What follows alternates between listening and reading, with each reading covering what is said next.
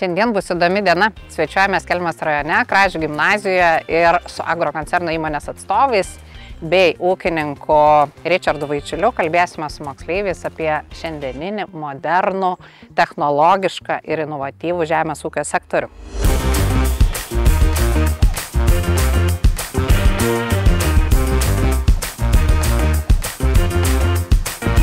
Šiandien mano tikslas yra būti šioje mokykloje ir sugriauti mitus apie žemės ūkį.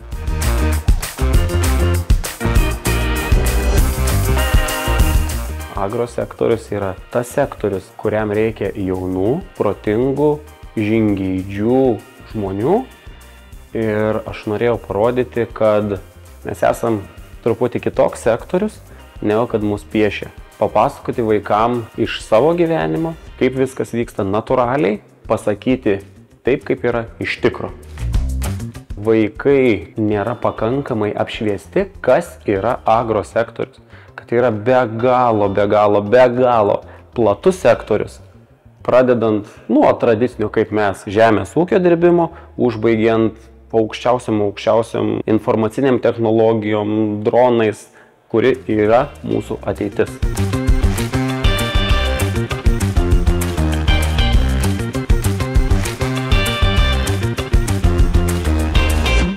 Šiandien dienai žemės ūkio sektorius yra padaręs labai didelę pažangą ir iš tikrųjų yra labai modernus, labai technologiškas, labai inovatyvus ir reikalauja labai plataus įvairių kompetencijų spektro specialistų. Tai ko gero tikrai šitame sektorėje savo vietą atrastų tiek logistas, tiek teisininkas, tiek buhalteris, tiek komunikacijos specialistas, tiek inžinierius. Apjungiame labai platų spektrą.